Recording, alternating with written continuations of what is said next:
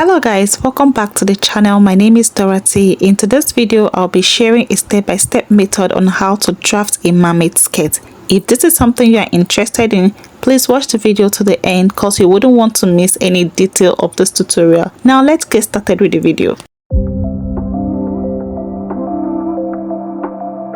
I have my pattern paper laid already, and I also went on to rule a line of about ½ an inch, and this line will serve as the waistline or starting line, but put it in mind that it is the waistline. So from the waistline I'll be coming down by 9 inches for the hip length measurement, and I marked it. Still leaving the tape measure at the waistline, I came down by 22 inches for my initial nail line, but because I'll be tightening my nail so that I can have that flare effect from the nail area, and when doing this I want to be able to move or walk freely when this pattern is transferred to a fabric. I will minus 3 inches from my initial nail line. That is 22 minus 3. I had 19 inches, so 19 inches will be my new nail line, and I mark that. For the full length of the skirt, you have to measure from your waist down to the floor level depending on how much strip you want it, and if you are wearing a heels you have to consider that as well. So when I measured mine, I had 44 inches, so 44 inches is my skirt length. Now I'll use my ruler to connect the line horizontally.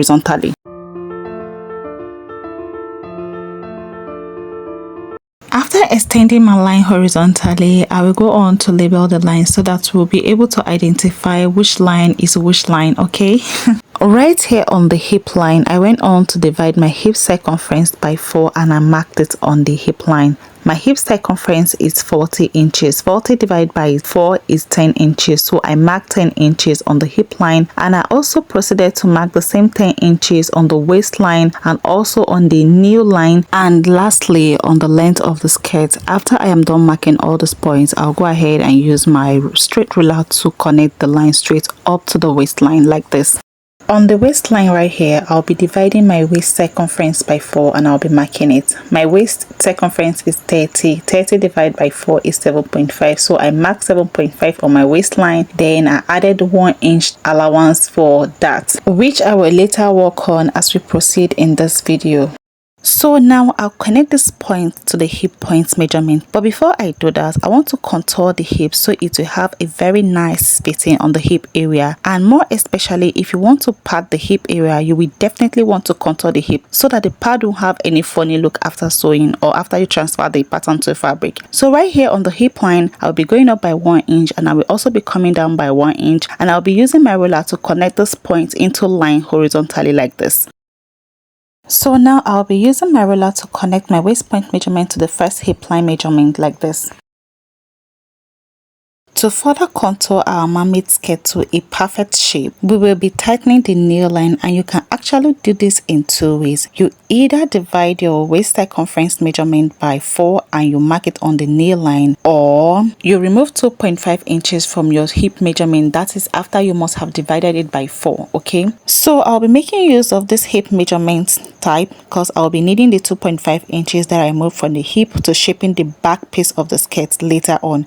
I hope you understand what I'm saying. So when I removed 2.5 inches from my hip measurement, I had 7.5 inches, so I marked 7.5 inches on my knee line. So after marking my nail line measurement, I'll be going up on the nail line by ½ an inch, and I'll be coming down by ½ an inch. Then I'll use my ruler to connect this line horizontally like this. So I'll be marking the same nail line measurement on this upper line and also on the down line just to be accurate, okay? So now I'll be using my curve ruler to connect the hip point measurement from this second hip line to the first nail line, and when I'm done with that, I'll be curving out my hip nicely just as you can see me doing. So after this, we'll be working on the length of the skirt. So right here on the length of the skirt, I'll be going out by 8 inches. Then I will use my ruler to connect the point on the second nail to this point. I mark 8 inches on the length of the skirt.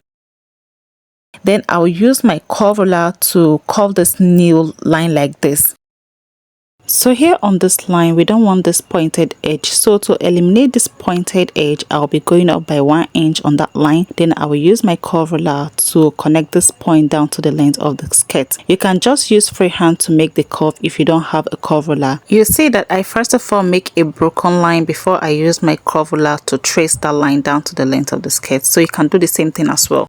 After that, I will move to the waistline to make my darts and this is totally optional. You can do away with that if you don't want that on the skirt. To mark the dart, you simply divide your nipple to nipple measurement, which is also known as bust span. You divide it by 2 and you mark it. Mine is 7 inches. 7 divided by 2, I had 3.5, so I mark that. Then from the point I mark my bust span measurement, I'll come down by 5 inches for the dart length. This is the standard for an adult. Then I'll be using my ruler to connect the points on a straight line. For the dart leg, I will mark half an inch on the right side and I will mark half an inch on the left side. Then I will use my ruler to connect this point like this. So when I measured this dart, it's 1 inch, and that's the reason why I left 1 inch for the dart intake earlier. To shaping the waist, you know the waist is not straight, we'll be coming down on the center front by 0.5 inch and on the side front we'll be going up by 0.5 inch. Then I will use my ruler to connect this point together like this in a curvy way. Not too deep, but in a kind of curvy way. Just see what I am doing. After making the curve, we'll go ahead and cut, and that will be all for the front piece.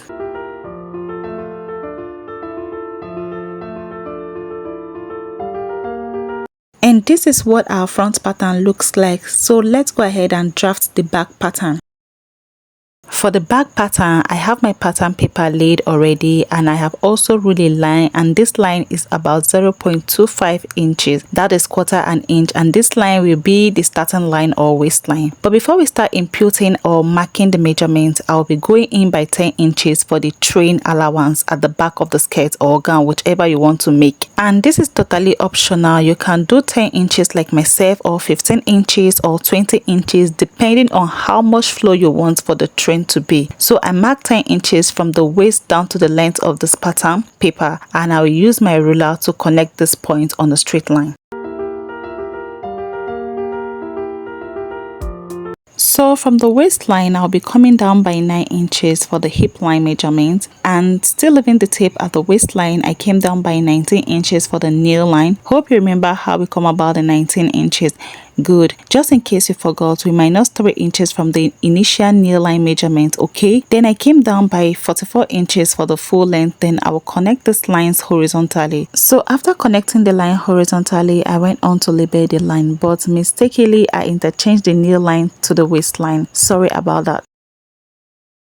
On the hip line, I divided my hip circumference by 4 and I marked that on the hip line. And I will also be doing the same thing on the waistline, on the knee line, and lastly on the length of the pattern or skirt or gown, whichever. I did this on the front pattern and I am repeating the same on the back pattern. So now I'll be using the ruler to connect this point I just marked on the straight line. So this line will be our guide, just as I did for the front, okay?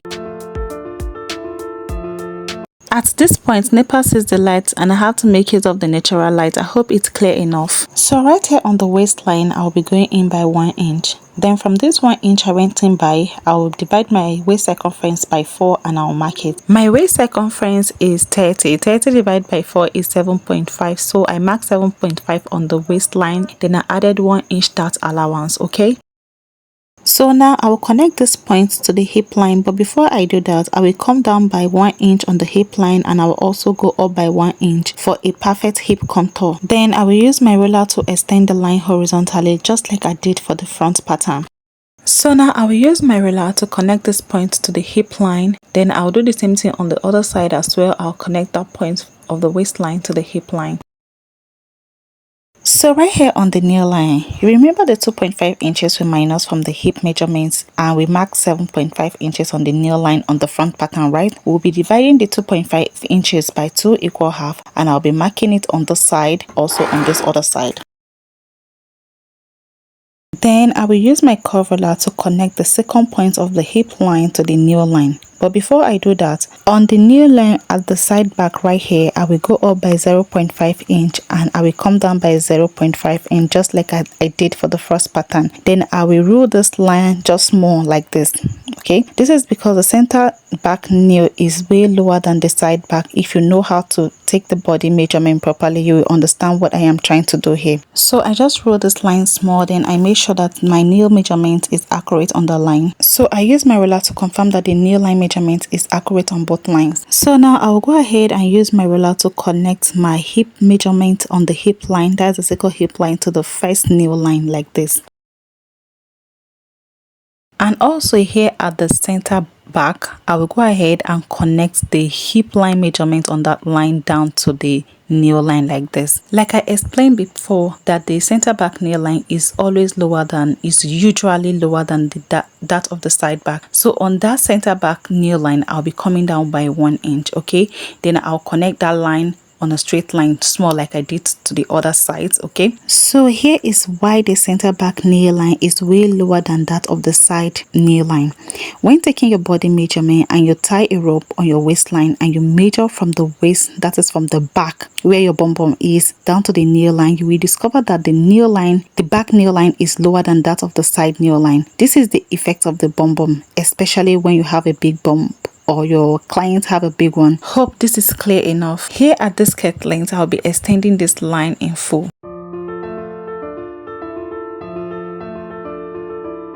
After connecting this skirt length in full, I want the back to be really long, so I went on to add 8 inches to the actual length of the skirt. Okay, so I mark 8 inches across the pattern paper, then I'll go ahead and use my ruler to connect it. And this is totally optional. You can maintain the actual length of the skirt but the skirt will not be that full. Okay, but if you want it fuller, you can go ahead and add more inches to your actual skirt length. Okay, so here at the side back, I'll be extending the actual length of the skirt by 8 inches, just like I did for the front pattern. Then I'll go on to use my ruler to connect a line from the second neckline down to the length of the skirt. That is the actual length of the skirt. Okay, now to eliminate this pointy edge, I'll go up by 1 inch. Then I'll use my curve ruler to connect this point down to the length of the skirt like this, just as you can see me doing. And I will be extending this curvy line all the way down to the full length of the skirt. That is this 8 inches line that I added to the actual length of the skirt. After that, I went on to connect my neckline, that is the center back neckline, down to the full length of the skirt like this.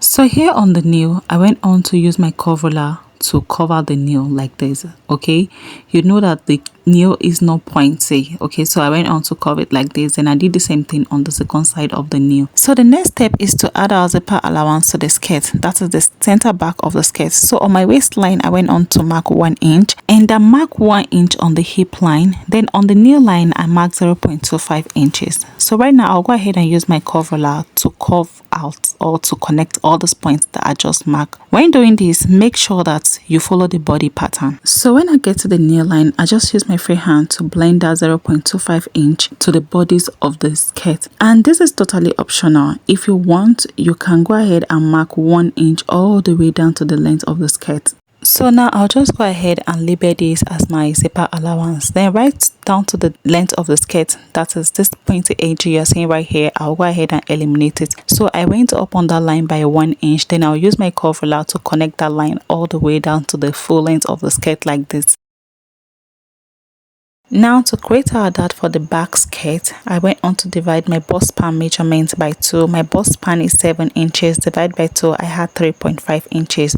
So I marked 3.5 inches away from the zipper allowance. Okay, then from that point I marked 3.5 inches, I came down by 5 inches for the dart length, and I marked that. Then I'll use my ruler to connect that point, these 2 points on the straight line. For the dart leg, I marked 0.5 inch on one side, that is the right side, and 0.5 inch on the left side.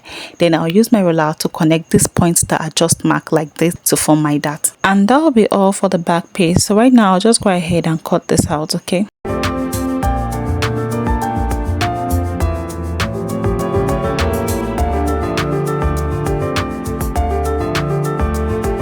so this is it, guys. We've come to an end of this tutorial. So if you are transferring this pattern to a fabric, you have to fold your fabric into 2 before you place your pattern paper on it and cut. And you can use this pattern paper to make a mermaid skirt or a mermaid gown. I'll be using this pattern paper to create videos later in future on this channel, and in few weeks time I'll be using this pattern paper to make a bridal gown. So if this is something you're interested, please like this video, comment and share. Okay, thank you very much for watching. See you all in my next one.